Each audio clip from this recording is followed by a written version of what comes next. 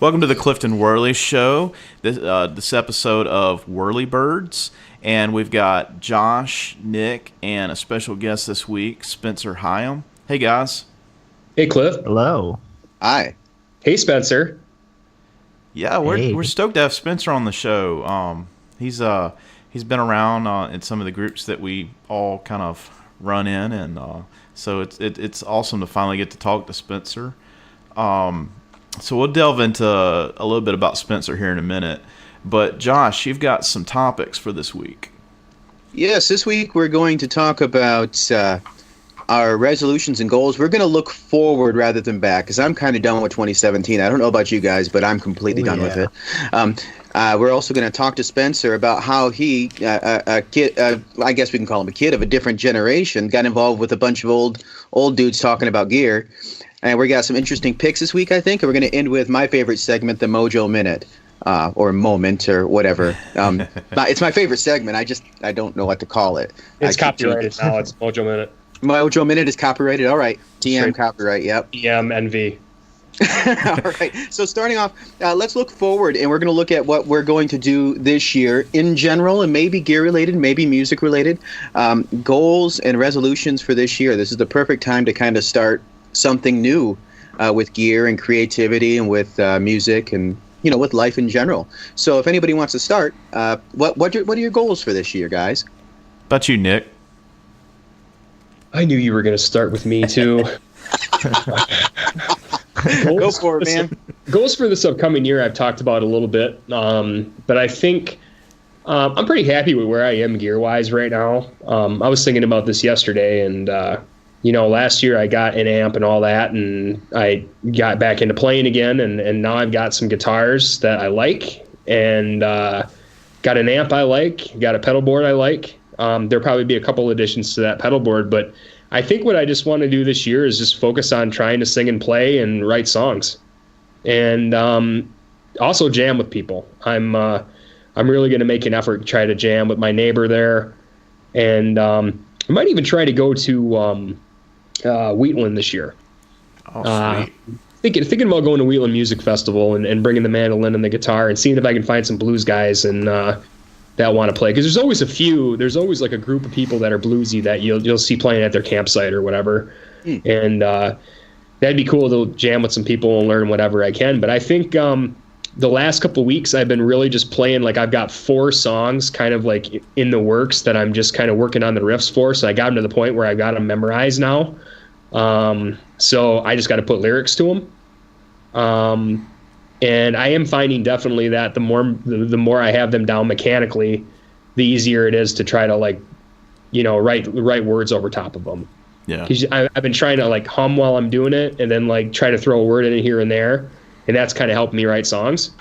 So that's really kind of my goal for this year. And one other thing I'd like to do too is I want to go to more shows this year. I had kind of a hiatus where I didn't go to any concerts or anything for a couple of years, and was just kind of out of that whole scene. And this year I was able to catch a few bands I really liked, including Warren Haynes, and I got to see Gary Clark Jr., and that really made me want to go see music again. I know Reverend Peyton and his Big Damn Band's coming in March and to 21 Row Live, and I really want to see them. So I'm gonna try to make it some more music. I think you always feel more inspired when you get back from a show, right? Oh, so, yeah, sure. Yeah, I mean, it makes me want to play for days when I do that. So yeah, that's kind of me, boys. Awesome. What about you, Josh?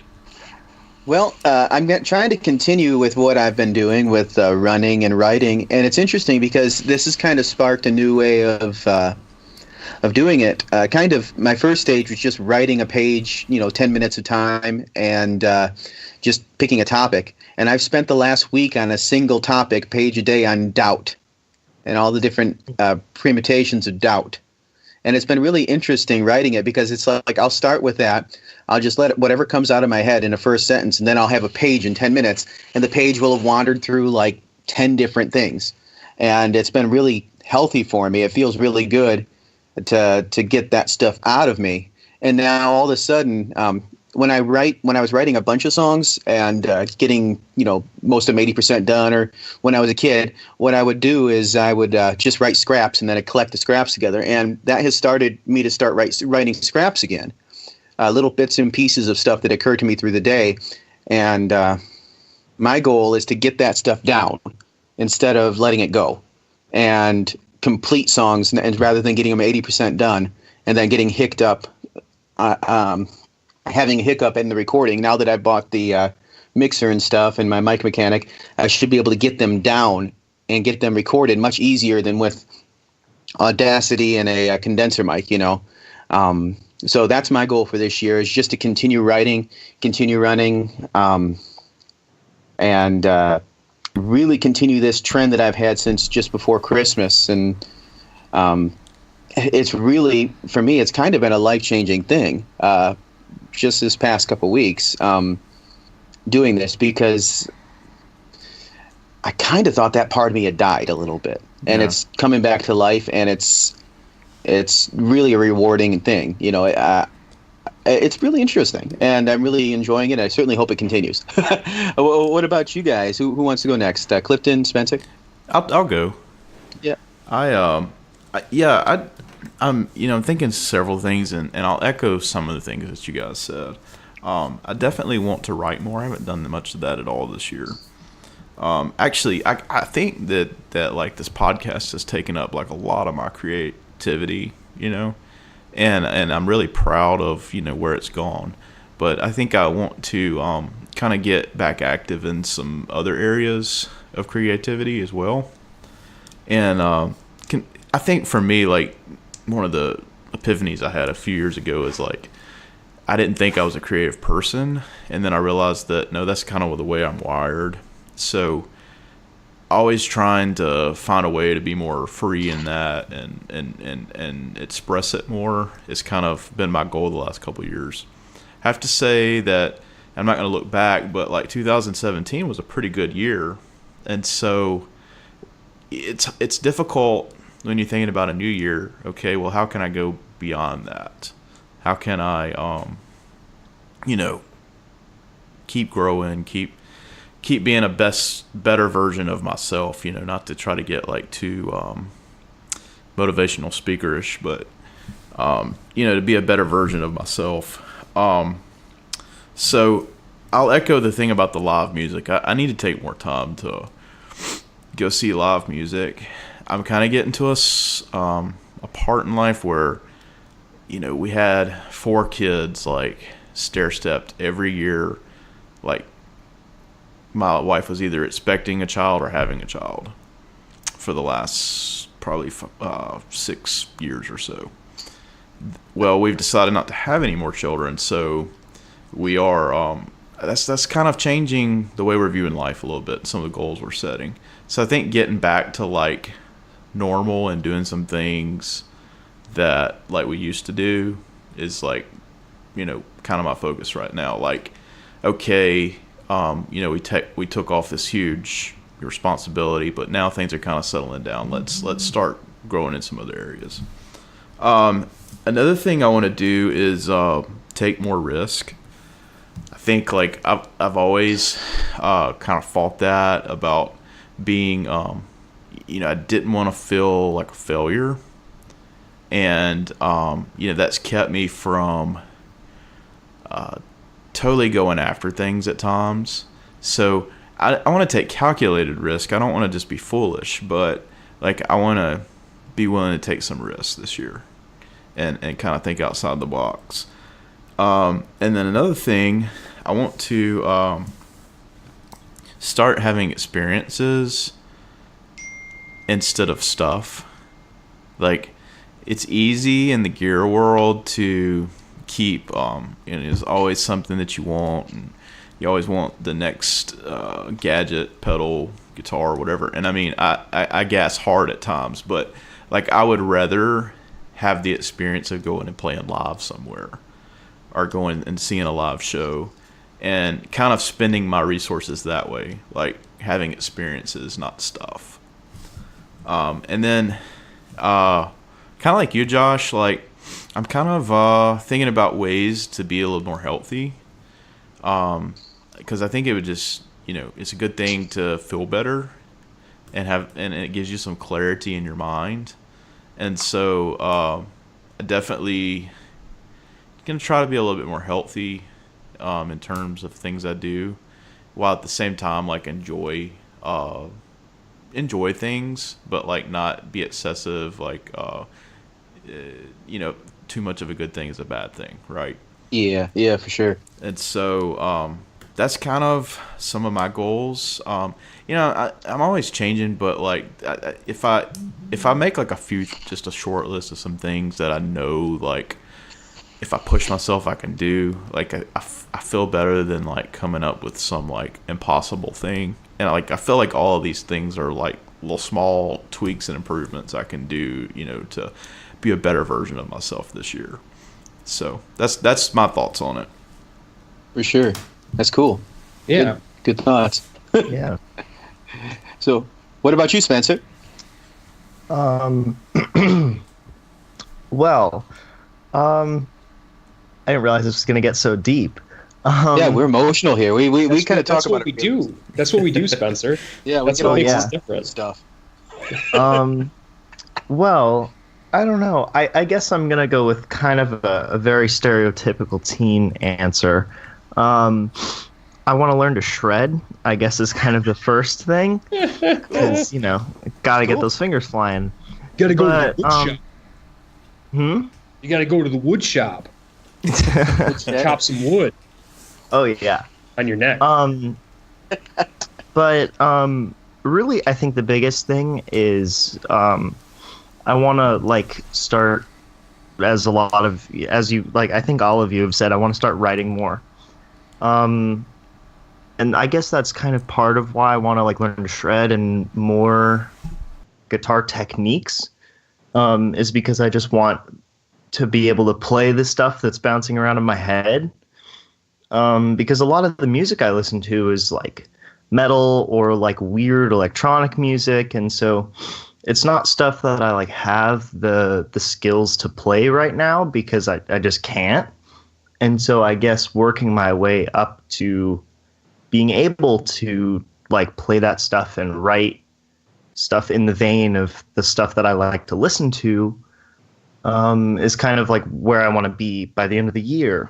And so along that vein, on the other day I was on Facebook, which is a common trend, and I discovered this thread that was like some weird like meme about making like an album cover, and it was like, go to Wikipedia and find a random article and that's their album title and this is your band name, and so I did that and I came up with this like really cool looking album cover and like a band name that was like cool, and like seeing something that like looked like, dude, this could be like the cover of your album, really kind of like put me in a place where I was like, I need to like work more on having concrete stuff to show for, because I have a lot of like little scraps of paper that's like, a 6-second riff like tabbed out and stuff like that, but I don't have like recorded songs, and I feel like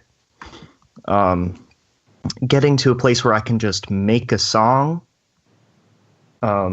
is kind of like, I want to have something to show for all this work that I put into music, because I put a lot of work into it and a lot of time, and I feel like I need to produce something with that. Yeah. Well, that makes me think, I'm thinking out loud here, but like Jim Morrison, I heard him quoted as saying, like, when they did the first Doors album, like it was all a concept to him, and like he literally like made up these songs that were on the first album to just go along with this idea, like, and it didn't take him a lot of time to do it. It was just like he had this dream of, I want to be a rock and roll star. I've got this concept, and he just like wrote his songs around that whole idea. And I thought that's like so backwards to what most people do, you know. Yeah. But I mean, it paid off. Mm-hmm. Yeah.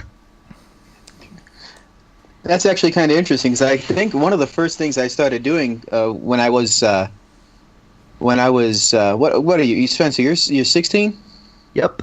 Okay, so when I was 16, I was in art class and during our band, and I did this giant poster that was like, what was it, about 4x4 of the band, of my band's beta, and I did these.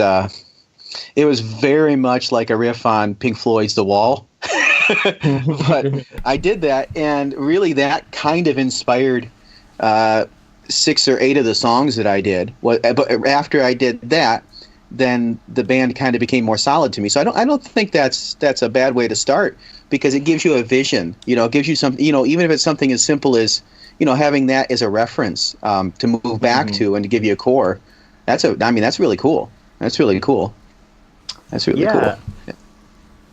And it's a pretty cool album cover that I made. I guess I can post it in the group or whatever.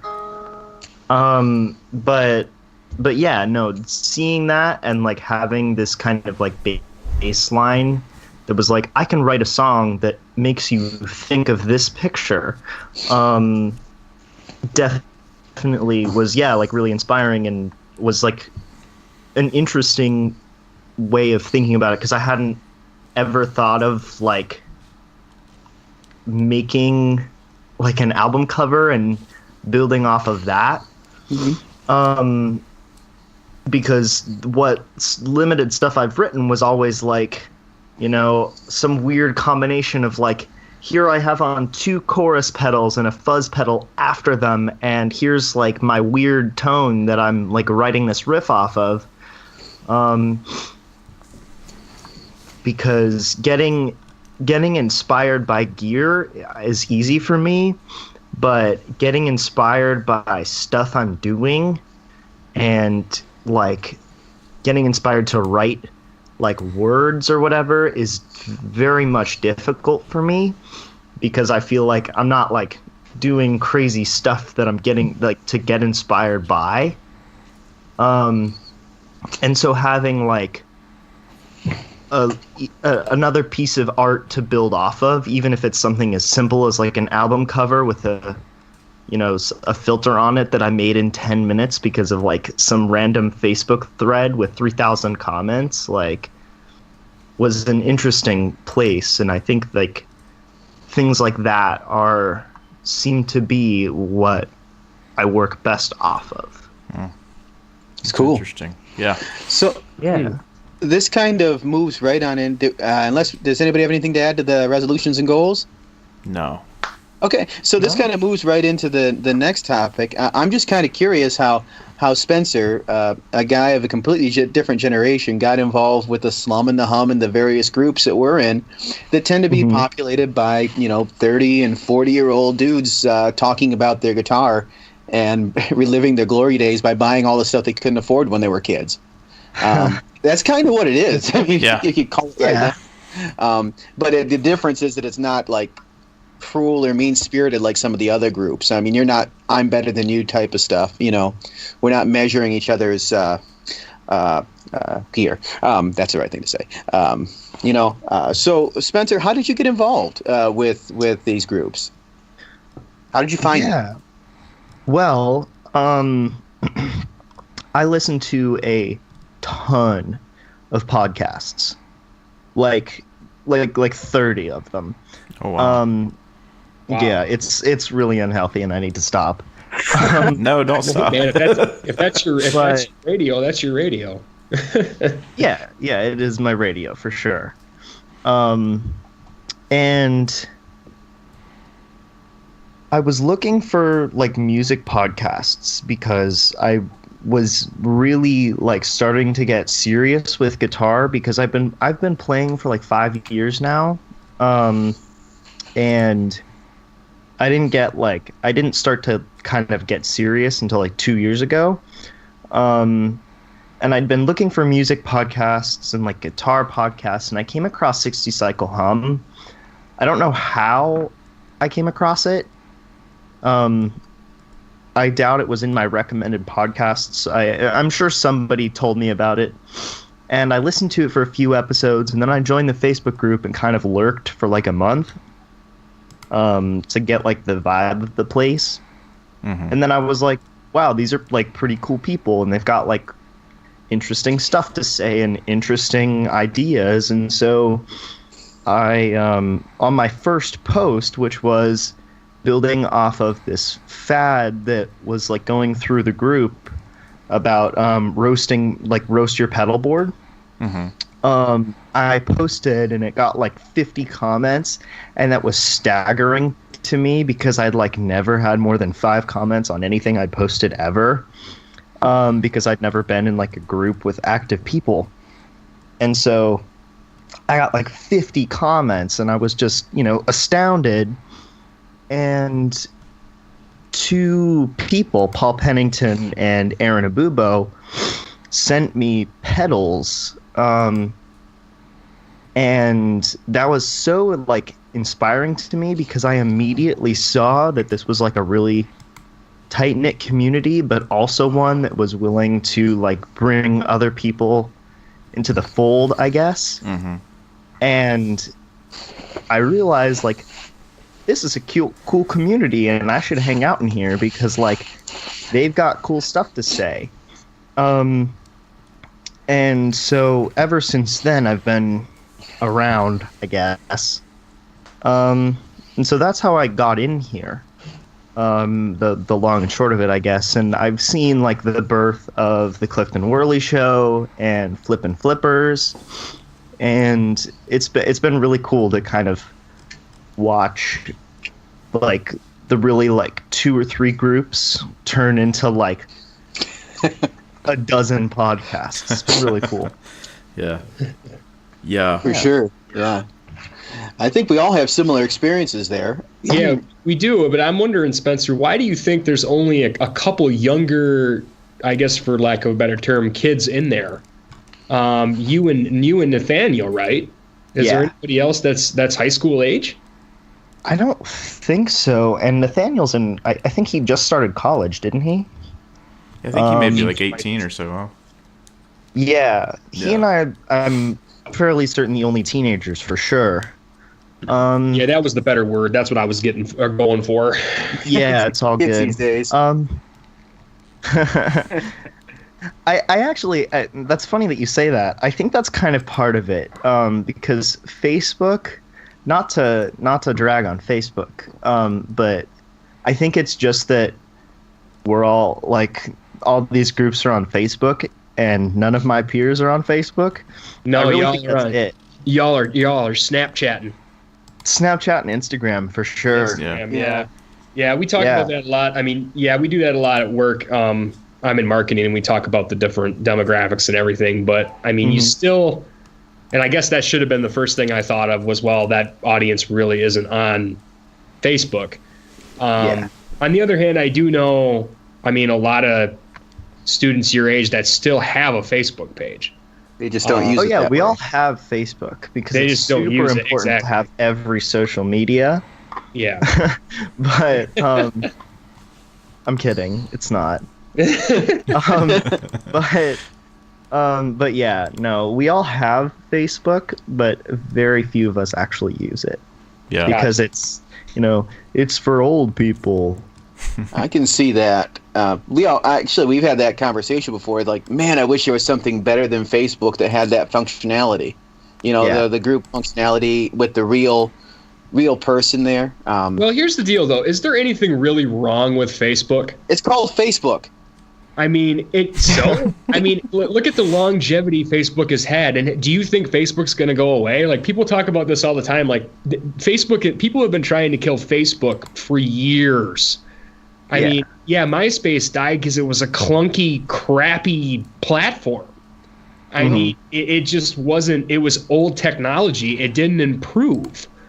And then eventually, I mean, that was a place where you went to go check out like bands and stuff or post like your music. That was like the original SoundClick like kind of deal. Yeah. And Facebook has evolved. I mean, Facebook has, with Messenger and everything else now, And they own Instagram. I mean, Facebook is not going anywhere. It will evolve, but it's not going away. And I know such that a stupid name. The name's not what's driving students away, Josh. What's driving students away is the fact that their parents are all on Facebook and they're Exactly. Well, that makes me think of something though. And I think we've talked about this before.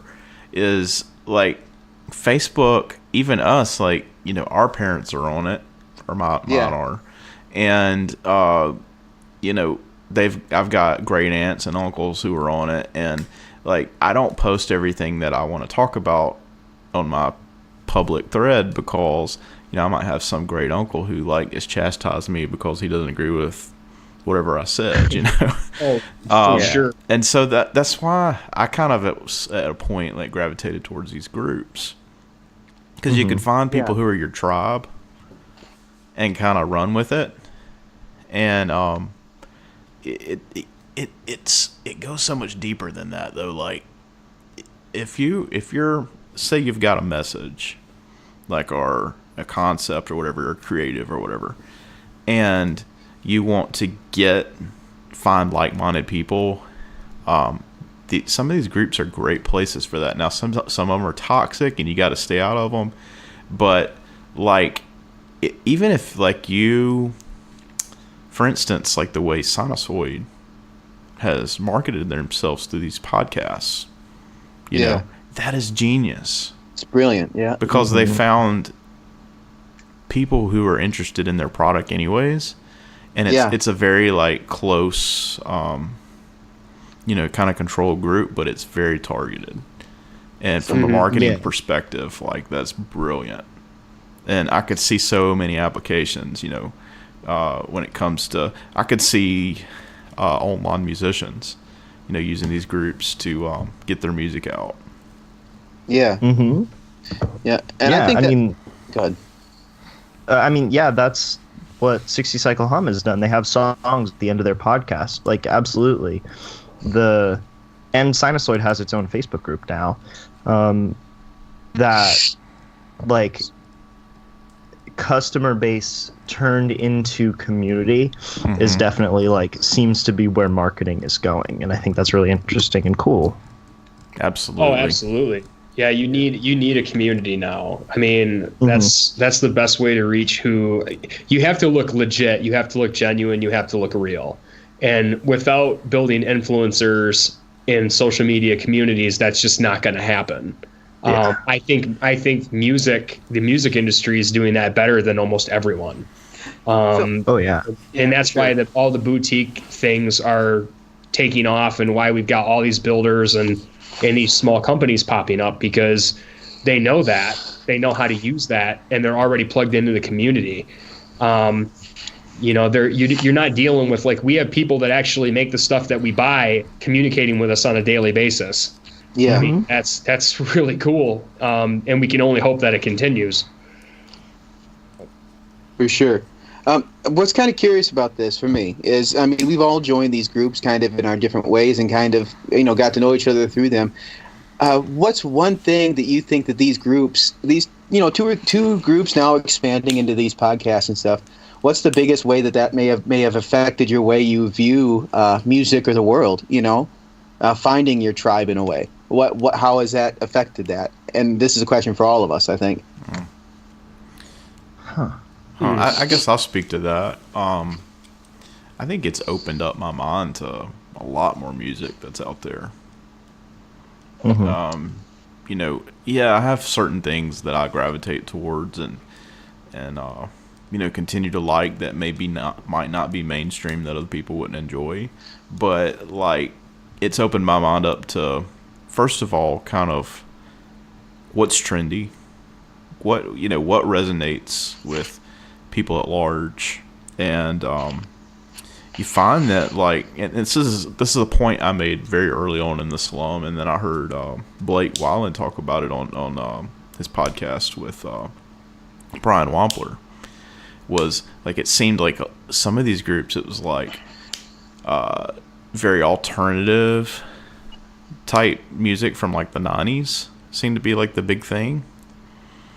and I don't really find myself in that niche, but like I found that large, like it really was a lot of guys like kind of whatever they grew up on, it's like they're kind of coming back to it.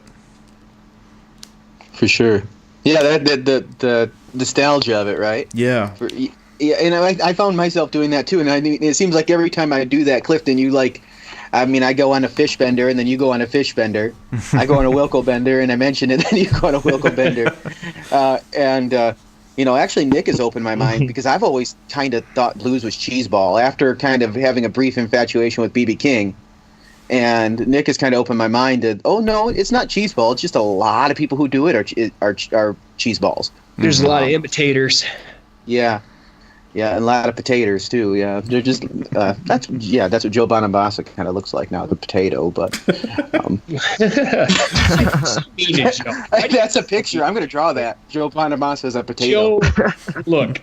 Joe.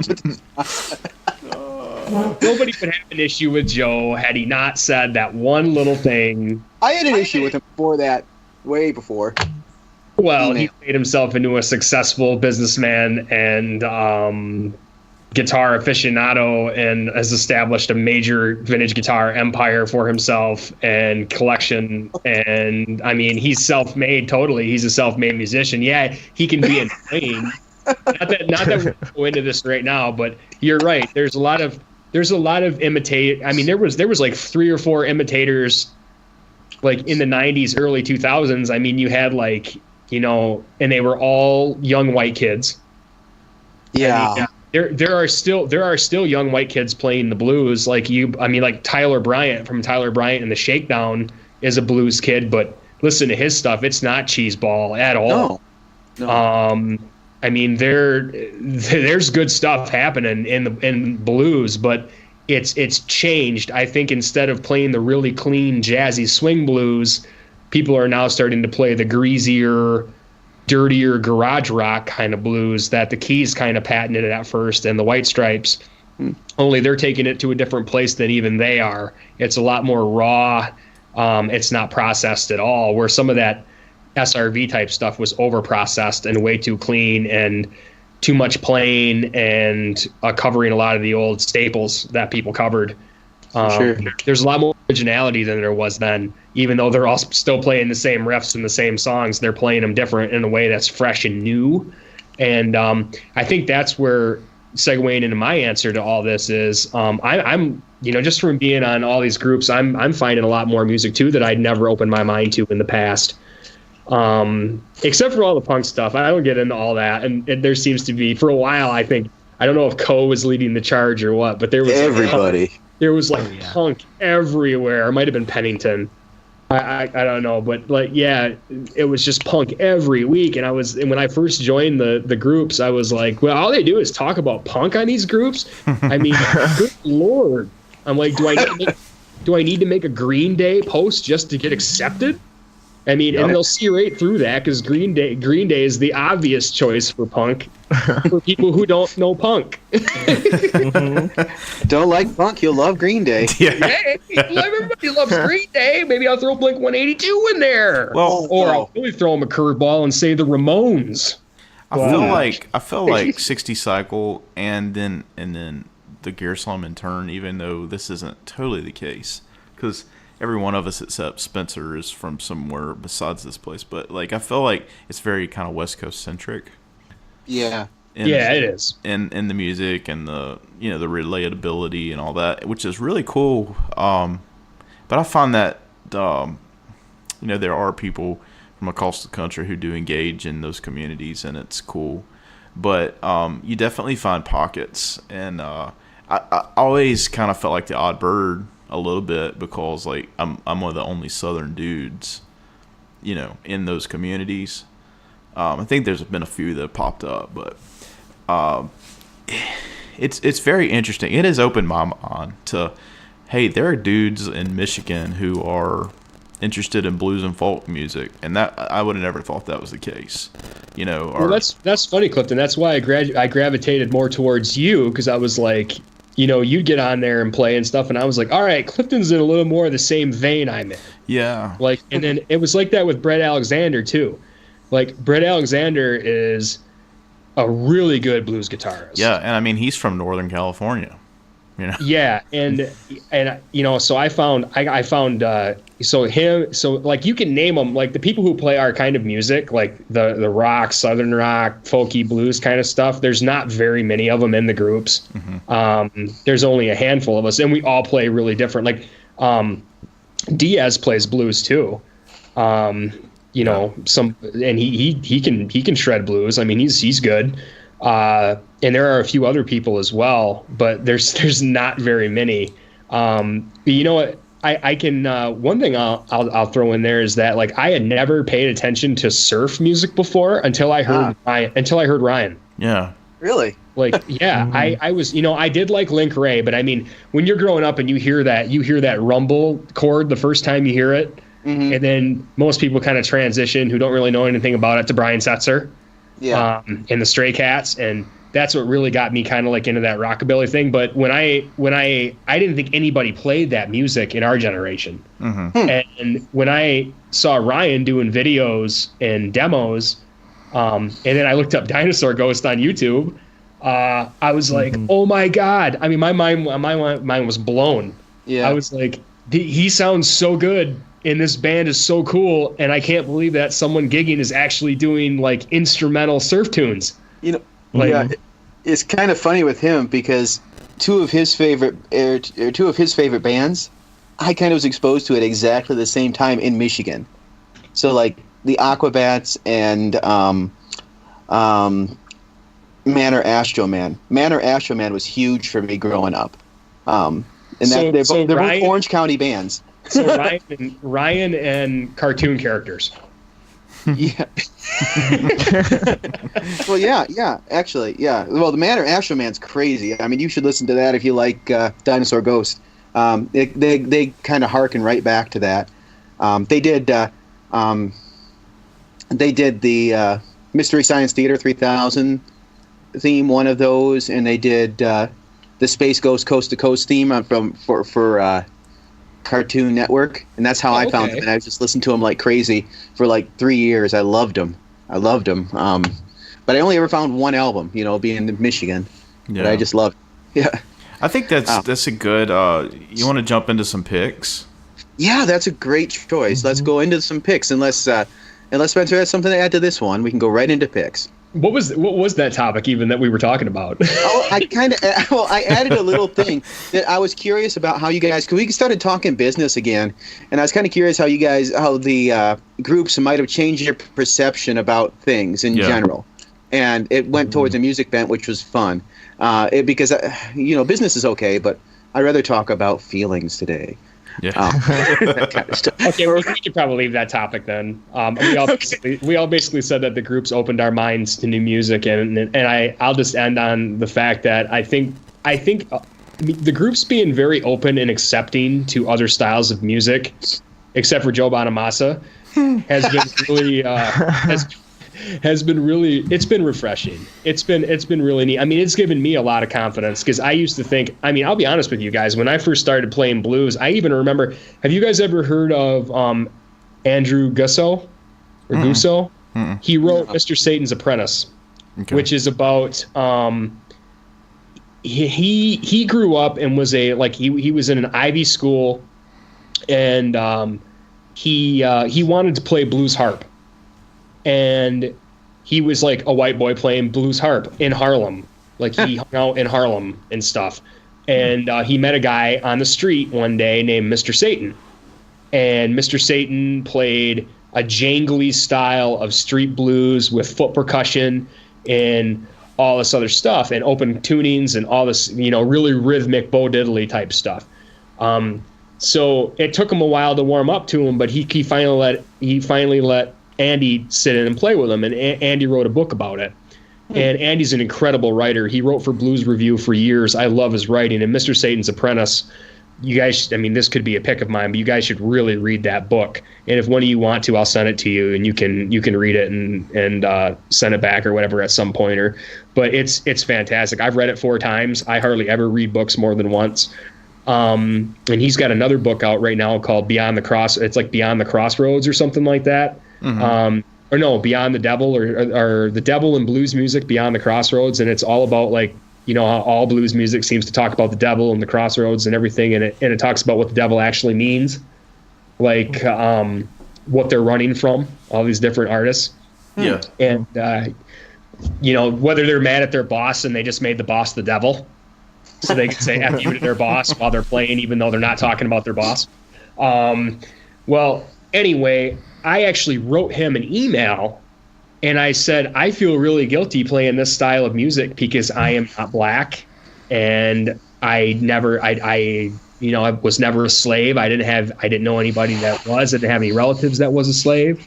You know, I've never been oppressed. I'm not from that lifestyle.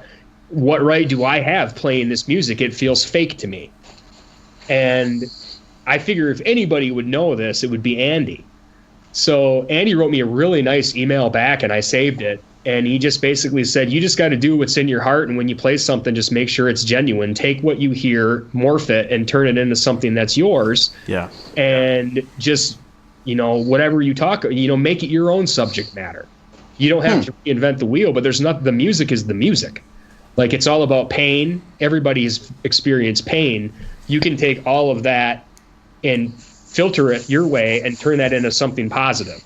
And that really changed my mind about the whole deal. I never felt guilty about playing blues again, and kind of got me into it. But, you know, that kind of acceptance is so important when you're trying to do original things. And that's why I think it's great that you found these groups, Spencer, because they're going to encourage you through your process if you choose to share that with everybody. Yeah. You know, they're going to have good criticisms for you. You know, the don't be a dick policy pretty much filters out the dicks. So you're going to be okay. The dick filter. But anyway, dick filter. Not hot dog. You did on Instagram. Clifton's gonna have to do some editing, and we're gonna end up into the above 18 podcast. Exactly. Yeah, well, it's the Richard filter. Richard filter. But anyway, sorry for the rant, guys. We can go into picks now. No, what's your pick for this week, Nick? Since you had such an interesting little tangent there. I'm going to pick an old black blues player, actually, which is he's fantastic. Junior Kimbrough. I don't know if you've ever heard of him.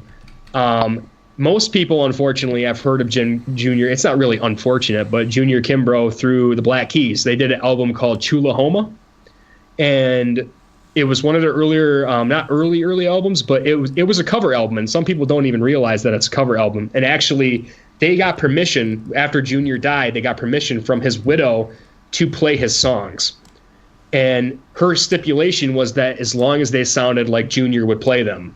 And yeah, and they played Junior, and like, so they played this album, and they still put their stamp on it, but it sounded just like Junior Kimbrough, and only it was the White Stripes, and it is a fantastic. Black Keys, you mean? What's that? Was it the White Stripes or the Black? I thought you mentioned it was somebody else. Did I say White Stripes? I meant Black Keys. That's what I thought. Yeah. Junior Kim. So the Black Keys covered it, and there's even the final track on the album is actually they got a voice message from his widow saying how fantastic of a job they did, and yeah, it's really cool. But the album they covered is actually called All Night Long. And the track on that album that I absolutely just love and have from the beginning is called Work Me. Mm-hmm. And Junior Kimbrough is really interesting in the blues community because he didn't play like your standard 12 bar. He was one of those guys that really he kind of, it's almost shoegazy. What he would do is play for a long period of time and play these like seventh chord drones, and had a really dissonant sound to him that kind of dirged on. And like shoegaze music, it would put people into a trance, and they just stay on the dance floor not thinking for a long period of time, just moving to the music. And that's the way his music is. If you listen to Work Me is a great example. But it was a different kind of deal. I mean, it was a different thing than what everybody else was doing. People were either playing really upbeat, or they were playing the Delta style, or like a country rag kind of blues, or they were playing like an SRV style blues or swing blues or a call and response BB King thing. And Junior wasn't like that. Junior, they just played nonstop, song after song with these same kind of dissonant chords and whatnot, and basically wash you with sound and put you into a trance and take you out of your world for a while. So really, I highly recommend giving Junior a shot and listen to All Night Long. You can find the album on YouTube, Spotify. It's everywhere. And there's some live videos of him playing too, and you'll see kind of how unique he is. It's good stuff. But if you're doing anything that requires like heavy thought, I wouldn't put it on, just because you're just going to like daydream for a solid 45 minutes. Yeah. Yeah, it was interesting. I listened to a little bit of that today, and like his guitar, like the way it played, it was like slightly out of tune, like intonation, and it's it was very gut bucket. Yep, that's I was drawn to him immediately. He feels behind the beat and sloppy and kind of drones on. Mm-hmm. That's like my jam. So yeah, he's right up there. He's a big influence of mine. Also check out Chulahoma by the Black Keys, though. If you want to get into Junior, listen to Chulahoma first, and then that'll kind of take you back into Junior, because that's what happened with me. I heard a couple recommended tracks on iTunes, and they were from Chulahoma and the Black Keys, and that brought me back to Junior after I did my research. And you'll appreciate Junior a little bit more if you start with the Black Keys, and you'll appreciate the Black Keys more after you listen to Junior. Cool. So really cool stuff. Awesome. Nice. Well, I will check that out. Spencer, you had a pick too that was interesting. Could you tell us about it? So my pick is it's an EP by a band called Replicant, and the EP is called The Reckoning. Okay. And it's a really interesting album. It belongs, I guess the genre is called dark wave, I believe it's called. And it's this like weird subgenre of electronic music that pretty much entirely stems from the Blade Runner soundtrack. And so this EP and all this band's music has a really cool quality to it that, as I said, like stems from the Blade Runner soundtrack. And so it's very like atmospheric, but it's also very textural. There's a lot of like layers to it. And this particular band isn't instrumental. There's vocals on like maybe half their songs. And it's been like a really interesting kind of like entirely new thing to me, because I watched Blade Runner for the first time, I don't know, like 2 weeks ago, maybe 3 weeks ago. The new one or the first one, Spencer? The new one or the first one? The first one. Like, I've never be the director's cut. Oh, okay. I thought you might. It was the latest one, the one that like Ridley Scott had like complete control over. Without like narration. One. Without no narration. Okay, that good one. Yeah, yeah, it's the good one. I spent like 20 minutes trying to figure out which one to watch. Yeah, it was very confusing. I don't know why there's so many cuts, but yeah, no, it was awesome. Great movie.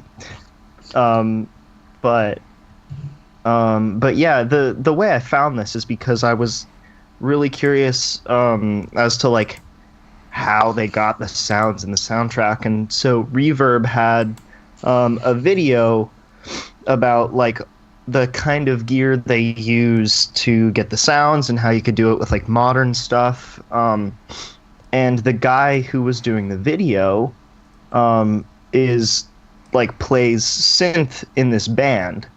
So I went and checked out their stuff, and it's so cool because it's got parts that are accessible to me, like really like distorted, like with like really like distorted guitar tracks with a really wide stereo image kind of bouncing around in your headphones. And it's stuff that like I love to play, but it's also got these very cool like really reverby vocal parts that kind of like drift over the top and all of these like gorgeous like synth bass parts that are just like very cool. The kind of stuff that I would, like do in GarageBand with like a bit crusher, and playing like keys on, my keyboard.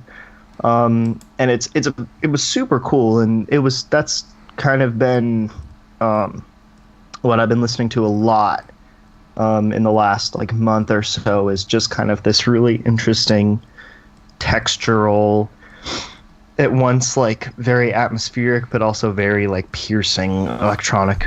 So Replicant the Reckoning, that's my awesome pick. I checked that out a little bit, and that was really some thick stuff, very very fun to listen to. It kind of, I guess this isn't my pick, but like I found that like I play praise and worship music, and like that's kind of where it's going right now as a genre, is into some of that stuff. And I had a friend who gave me for Christmas like the newest Hillsong United album, and it was like very much like that kind of type of production, with a lot real synth heavy, dance driven. And I found it interesting because it's kind of fresh to listen to that. At the same time, like I find myself, how's that fit into the context of where people are used to playing more like rock based music, so it's like participation. Yeah, it's kind of like you got to retool everything to even attempt those styles, but I think it's fresh and it's awesome, and I enjoy listening to it. And I find myself being a lot more pop based these days, and I think it might be the fact that like I have small kids who like a lot of stuff that they want to listen to is more pop based, but I really do like the dance driven synth stuff, even though it's not like something that is not like something I've kind of grown up on. Like I've learned to appreciate it, and it's really cool. I like that turn in music right now, and it's fresh to me. And it reminded me a lot of one of my favorite pop albums ever, which is Carly Rae Jepsen's album Emotion. It's her newest album. Okay. Which I may have just lost all credibility in music by saying I love Carly Rae Jepsen, but I do. She's great. It's got all of the synth-based stuff I listen to has that same like very dense but also like not hard to listen to quality to it. I don't know. It's just a weird, interesting theme. Radiohead, all of that kind of stuff is like all where I'm at, electronic and pop wise. Not that Radiohead's pop, but like you get what I mean. Mm-hmm. Yeah, that's like I heard a producer talk recently, and he was talking about how like the styles have changed like in his genre, and he was saying like it's even important like for him to like listen to Chainsmokers, because like they're making such a huge impact on pop music right now. So like if somebody walks in and says I want to do that Chainsmokers thing, well, he's got to know what that is or pull that off. And that's kind of a fresh thing too, just it's different, it's outside the formula, it's a new sound. And but you mentioned Radiohead. I know that you probably perked Josh's ears up on that. I'm not gonna get into that. I'm not gonna yuck a yum. That's cool. All right. I mean, it's not bad. Radiohead is not the worst band on earth. That's the Eagles. So it's Eagles and death metal's the worst band on earth. The Eagles of anything is the worst. Yeah. Of anything.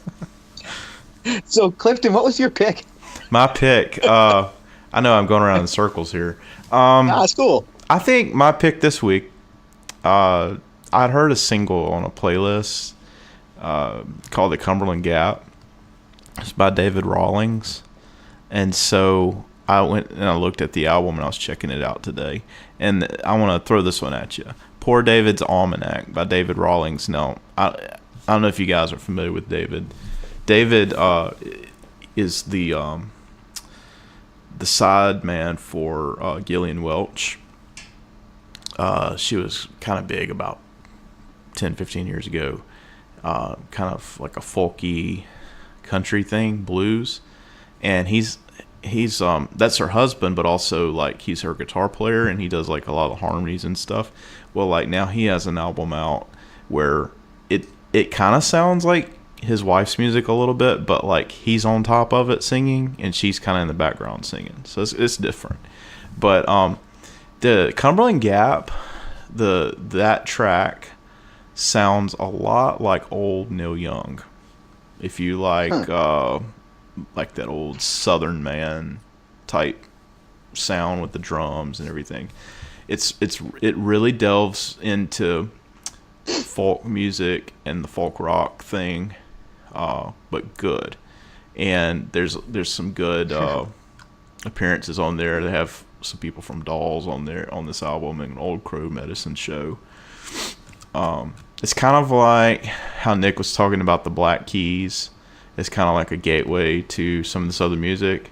And I find like guys like David Rawlings is a good gateway into some of the deeper cut stuff. So go check it out. That sounds cool. Yeah, very cool. Yeah. So my pick this week is I was listening to this. I periodically listen to this show on Spotify. This podcast, the Hilarious World of Depression, and it's not because I'm particularly depressed, but it's just interesting to hear people, usually very famous and talented people, talk about their struggles with depression and with other things. And Jeff Tweedy was on there and several other people, and they had Rhett Miller on there from the old 97s. Okay. Old 97. And I had kind of heard of old 97, but Rhett Miller does their theme song, Pagliacci, for that Hilarious World of Depression. And I always kind of liked the theme song. And then he was on there being interviewed, and then he was playing his songs live on there. I'm like, yeah, that's really good music. So I went and checked him out on Spotify, and I'll tell you, it's kind of like it's just really interesting folk, kind of Bob Dylan-esque music. So Rhett Miller from the old 97, and I think old 97 is pretty good too. But he kind of does his wilder stuff with them, and he does his more introspective, quiet stuff with when he's playing it under his own name. What's kind of interesting is he's a really deeply read guy, and so he'll include like there's one song about that he goes from a Wagner's illicit affair with somebody to Kafka's illicit affair with somebody, and he compares it to his own love affair with another person in one song. Wow. And it's just a really intense, heady, deep song. And there's these other ones where he's just really deep in his writing, but it still feels really rootsy because of the way that he approaches it, you know? And his way of writing chord lines and melodies, it's like sophisticated folk. It's like folk with a little bit of jazz standard mixed in, with a really amiable voice on top of it. Could you say upper crust folk? I don't know what you would call it. Yeah, maybe that would be close, but it's more like college dropout folk. Yeah. I'd say, it's like you drop out right after you get exposed to the wider world of thought. Yeah. But before it gets crushed, and you either turn into a pedant or a hopeless person.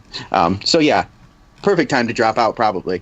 But yeah, it would be Rhett Miller is my suggestion. Just go on Spotify, hit that up. And what's cool is he doesn't really have enough of his own stuff on there, so it doesn't get too depressive, because you'll get an old 97 song on there, and they're usually kind of a rocking bluegrass-like band, but with kind of a scrappy punk vocal type sound. So it's pretty interesting. Cool. I'll have to check that out. Yeah. Yeah. Well, moving Nice. moving on to, we've got a segment coming up. It's time for the Mojo Minute.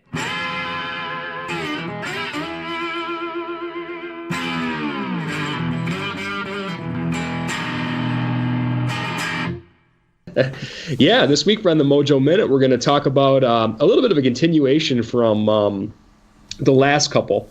One was, guys, I got to go down to Rainbow Music and check out that, or here in Grand Rapids, and check out that Harmony N2. And no, it's not a Harmony N2. I'm sorry, it's a K. It's a KN2, okay. But it's similar to other Harmony archtops. But yeah, Pete did a really nice setup on it. He put some lighter electric strings than I would prefer on it. So when I did get a chance to play it, it didn't play as well as I thought it was going to play. But I think with like maybe 1 gauge up on a set of strings, it would play and sound better. But I was really impressed at how much it punched for a hollow body electric. I mean, it sounded like an acoustic guitar, just finger picking it in the shop. And he put a bone nut on it, and the problem with the guitar was that the tailpiece had been moved over like a centimeter or a couple centimeters, and it was like it threw the strings off the fretboard on one side almost. Wow. So he had to fix that, and they said that it really just fell into place and in the perfect intonation, and the pickups didn't even need anything. They didn't need to be sprayed or anything. They said the pickups are pristine, and somebody even changed the tuners, so the tuners are new on it too. And it played pretty nice. But again, for some reason, it's got a thinner neck on it, especially up at the top of the neck, and the string spacing is definitely different than what I'm used to. And I kind of just wanted to fret it. Like, if I bought that guitar, I don't even know if I'd play slide on it. Like, it felt, Josh, I think you'd love it. It played like a big old jazz box, man. That sounds like fun, yeah. It did. It played. How much was that again? It's $275. That's a good deal. Yeah. Yeah, and I'm sure they'd go a little bit lower on it too. They didn't take the stickers off the side. The only other thing I didn't really like about the guitar is that for some reason, K always used like weird dot markers on their stuff. So instead of just having two dot markers on the 12th fret, they have them on random frets. They'll go 1, 2, and then the third's got 2, and then the 5. And then like the 7th one, and then the not at the 12th, but at the 14th. And the neck joined the body at like it didn't join the body at the 12th fret. There was a lot of room. Like you could get down to the 14 before it even joined the body, and It's not a cutaway body. So you can really get down there. I mean, this thing definitely was meant to play like jazz.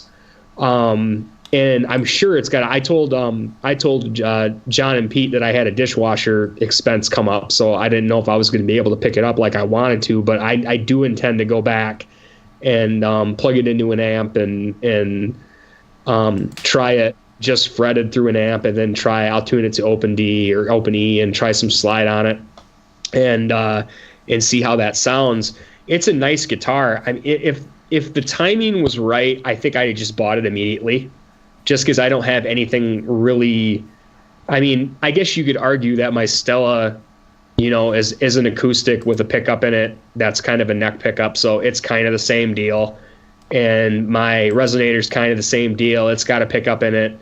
And my other guitar there, my Junker project, my Kingston, that's got a pickup in it, and it's an acoustic. And so I've got kind of a lot of guitars that do kind of the same thing. So this just is really warm. This is really warm and clean, and I want to see how dirty it can get and how it can sound dirty. So it's definitely a sweet guitar. I'll post pictures of it. I took a couple pictures I showed you guys in Messenger. Like, it's a really clean instrument. And I love the K headstocks and the big old K decals and everything. It definitely speaks to me. And if it's still there when I do have some money, I'll think about it. But like, I would have to move like several things to buy it, and I don't know if I'm ready to do that. Which kind of brings me to my Teisco. I know you guys, I've been telling you guys that I've been trying to sell my Teisco for a long time, and that was kind of the guitar that got me back into playing guitar. I saw it on the wall in RIT, and I had to buy it. And that was before we went to Disney, and I only paid I think it was $65 for it. And it's got a gold foil in it or a silver foil, one pickup. It's a Del Rey model, a Teisco Del Rey. It's the guitar that's on the Mojo Minute recording. That's straight into my katana.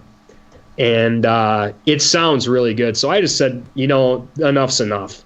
I knew the guitar. I got it to a point where it could play well, but I wanted to get it to a point where it could play really well, and I depended on it. I could depend on it. Because what I like about the guitar is that it is a really small, it's an offset looking body.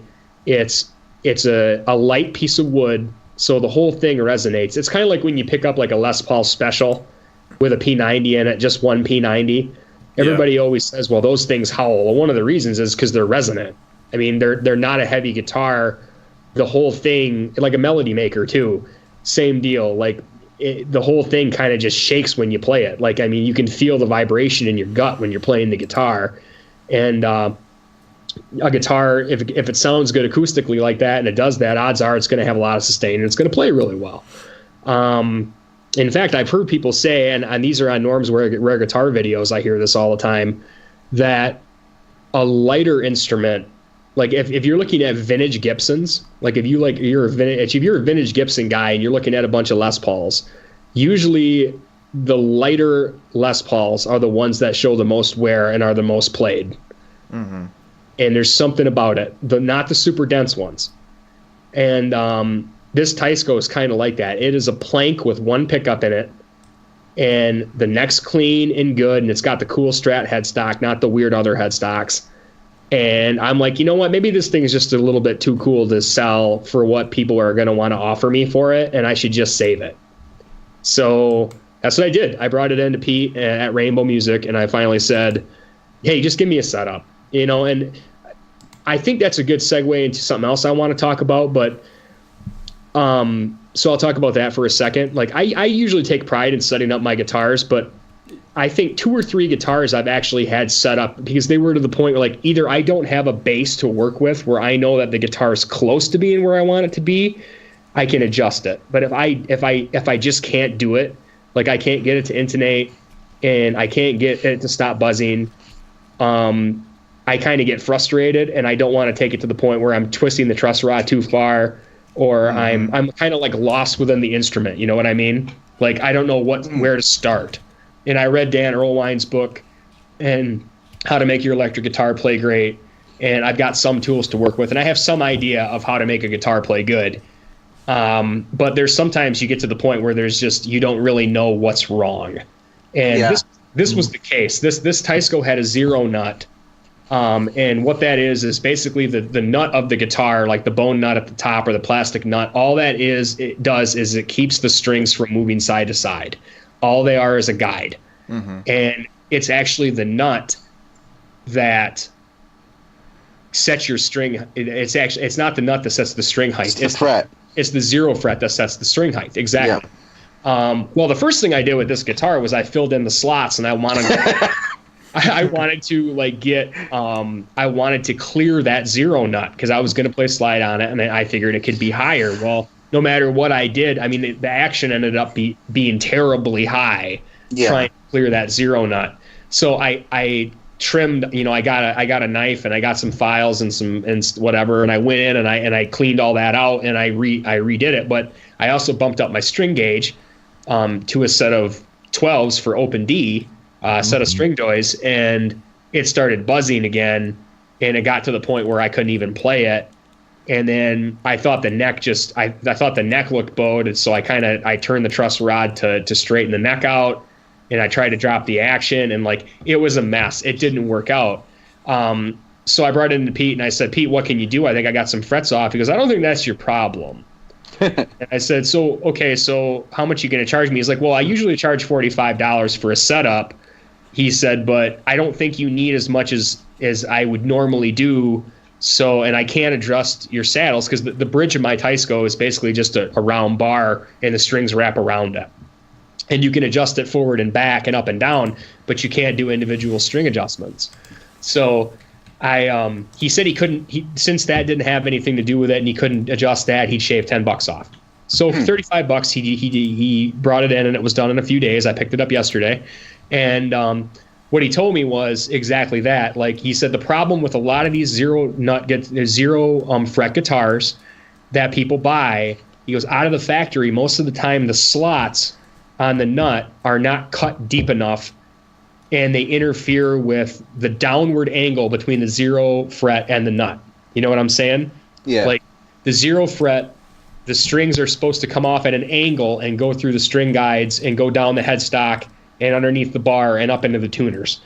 That wasn't the case with mine. They weren't going far enough down. They were getting hung up because the strings were too thick for the slots anyway, and they were buzzing on the smaller strings or the lighter strings, and they were causing this buzz that I could not get rid of on the open strings. So he went deeper on the fret, and to bring the action or on the nut, and made sure that wasn't interfering. After he did that, he even filed little slots in the zero fret, which I thought you weren't supposed to do. And he said, no, that's perfectly fine to do that. In fact, that's how you lower your action even further. On your littler strings, you put a little groove in there. So he did that for me too. And then to come to find out, the whole guitar was it was so off intonation, it was sharp. Every single fret. And you could probably hear that in the recording that I did too. But I had it so the bar was completely up to the front of the guitar. He knocked it all the way to the back of the guitar, that bar. So it was a significant adjustment. We're talking like an inch and a half. Holy cow. So it was super far forward and really terribly sharp. So that's not Mojo, that's just crap. So I wondered sometimes, I'm like, this guitar always sounds out of tune. I don't know why. Now you know. Yep. So, and I never even believed, it took me years to believe in intonation anyway. I was always like, whatever. I never intonated my strats or anything like that. And I was like, I don't need to do it. I'll just bend the string a little farther, or I'll just go a little farther on my slide. It would have been painfully obvious if I would have been fretting that guitar more that it was wrong. But he even sprayed my pots out and stuff too, so there's no more static on those. He did a really good job, and I'm telling you what, all I did was ask him to lower the action a little bit. He said the neck actually had no relief in it, so he had to put a little bit of relief. I thought the neck was looked a little bowed to me, but it was just the way that it appeared. But that guitar plays great now.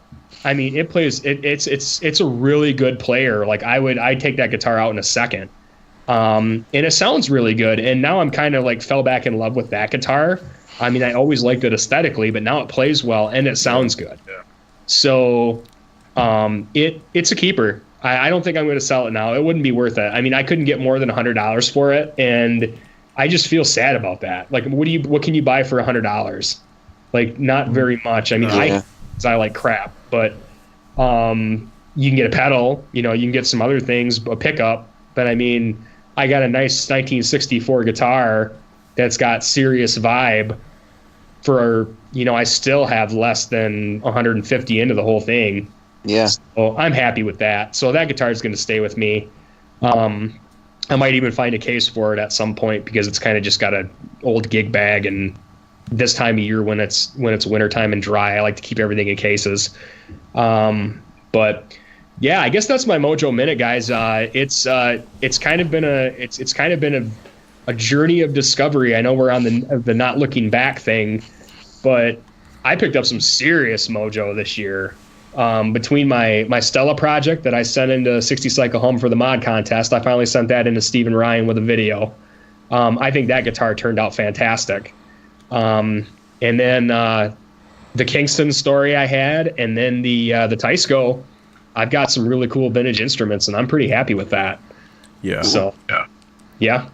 Well, real quick, and we'll try to wrap it up with this. What's the one thing you think you'd like to add to your rig in 2018? Spencer. Wake up. These kids today. I did just wake up. And yeah. And I didn't have as much coffee as I should have because it was making me jittery. Well, I really want to go stereo. I've already got a couple stereo pedals. I've got a TC Hall of Fame that sounds just great. Fabulous pedal. And if you have it, you should try the Sigur Rós I have no idea how to pronounce that band's name. Cool band though. You should try that Tone Print because it's great.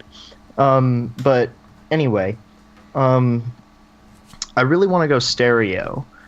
But I think before I worry about going stereo, I have to get an actual amp because right now I only I have an acoustic amp, a Fender Acoustasonic. It sounds awesome. And gets quite loud. It's like 120 watts solid state, just clean headroom for days. But doesn't take drive pedals super well. And the only other like guitar amp I have is a 1 watt Wong's amp that it just sounds fabulous, but is like, it's not very loud because it's 1 watt and it doesn't even have enough headroom to really handle the low notes on the baritone guitar I just picked up. So I'm going to try and get like a 15 watt head, something Voxy or something Marshall-y. All the Fender-y amps I've played I haven't really bonded with. And maybe that's because I haven't played the right one. But yeah, something like 15 watt head, something Fender-y, something, or not Fender-y, something Marshall-y or Voxy. Yeah. Trinity Amps has a couple of really interesting things that I've been looking at. They're a little Canadian company. And they have these really cool hand-built amps that are really reasonably priced. And they have like 2 channels that each have like a high and a low input. But they've got kind of this Fender, this Vox that's got like an EF86 channel, so it's got that like really awesome like Brian May style. Oh yeah. Run like a treble booster into it and it'll just rip. And like your normal 84, I think it's 84, maybe it's 34, like Voxy kind of You're thing. describing my amp, basically. What amp do you have? Buy the Living Tone. Yeah, the Living Tone. I've got a EF86 preamp, and it's driven by 34s. So it's nice. Very much a Vox-ish type of amp. Yeah, well, I almost bought an AC-15 a while back, but I don't know, I kind of chickened out because I was like, this is a big investment. Would sell you an AC-15 though. 60 cycle hum, Ryan Burke, he's got an AC-15. Yeah. I bet you he'd get rid of it. Yeah, it sounds like he's going to go forward on his amp journey. Yeah. Ooh, I don't know. That'd be Maybe I'll have the opportunity to buy an amp from a real gear celebrity. Maybe he'll sign it for you. and give you a Dinosaur Ghost CD. Legitimately great. Oh yeah, I would totally take a Dinosaur Ghost CD. That's such a great album. Sure. Yeah, he'll be like, I'll give you a awesome. crate of Dinosaur Ghost CDs too. So what about I'll you, be the Cliff? first official Dinosaur Ghost Street Crew member. Perfect. That's awesome. Hand out CDs to all my friends. I think you'd really like an AC-15 though. Yeah, I think so too. Yeah. Well, the tremolo on it is just great. I mean, I don't know if it's actually great because I haven't really played tremolo, even though it's like, I love it, but I don't have any way of doing it. Like, I haven't got a tremolo pedal, and Yeah. Do you guys know what an iRig is? Yes. Mm-hmm.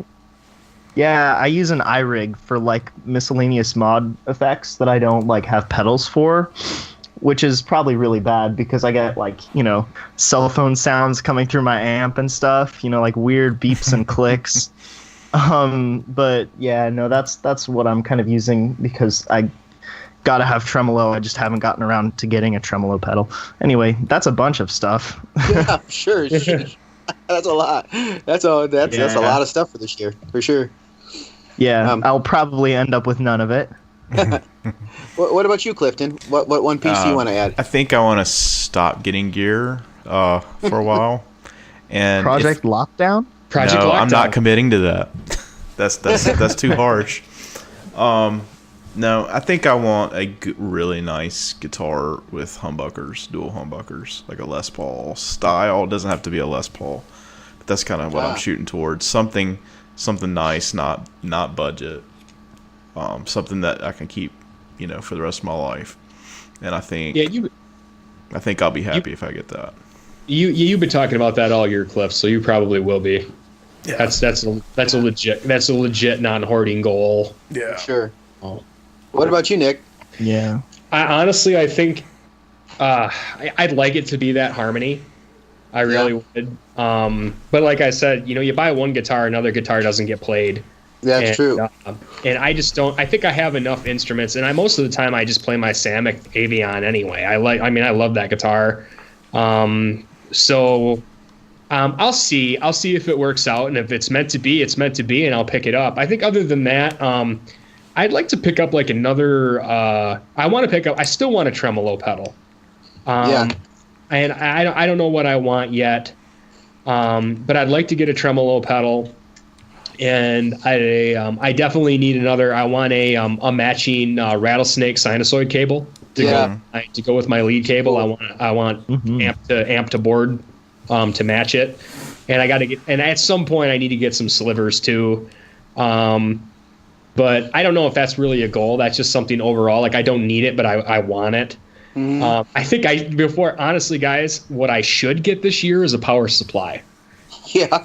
I'm still running. I feel I'm still running a one spot, and it's funny. I just heard Tone Mob and his Blake's interview with Jay Leonard J, and they were talking about how the one spot like was revolutionary, and like everybody was using like multiple adapters into like multi strips and stuff like that. And I think I need to get an actual like isolated power supply before I go any further with pedals or anything. Yeah, for sure. And I might actually have to get like a real board too. Like right now I'm using, I've always used like wooden plank boards that I put a lot of time into, but there's no room for a power supply on there. I do have a big like black one that I made that I could use, but I want something kind of like light and like aluminum that I can just put my power supply underneath and not have to see it. For sure. So that's probably a good goal for this year. If I could add anything, I think I'm just going to say that I should add a power supply. Yeah. I'll tell you this Trelicopter that I use it all the time now. All right, that's the one I want. It's cheap. I use it all the time, and I mean it's like anytime I need a little bit of movement in it, and it's got a little bit of a volume boost to it instead of drop like most trems do. So if I'm doing a single note line or I need something to sound a little bit more, emotional or something like that, I just pop that Trelicopter on, and it does it, man. It does it. Yeah, I think that's probably what I'm going to do because it's cheap and it'll get me into tremolos. And I've heard really good things about it, and I've been impressed with the Donner Yellowfall and the Donner Morpher, and again, those are all kind of the same company. And I think Rowan's going to be just fine. I mean, I have the Rowan like the knockoff Moore copy tuner. Yeah, it's the same one they sell that Moore sells for like $8. So. $50 or whatever, and I'm convinced they're just all the same pedal. So yeah, I don't mind getting the Rowan is probably a good one. Yeah. So the Donner Trelicopter is cooler though. It's got the mustache on it. It's got the gold. It's gold with the mustache, exactly. Yeah. Gold flake. How many pedals are gold flake? I can think solid gold FX 6 to 9 or whatever is gold flake, but I don't know many other ones. So my gear goal for this year is maybe a looper pedal, and maybe I'd like a little PA system, like something small, and that's basically it for me.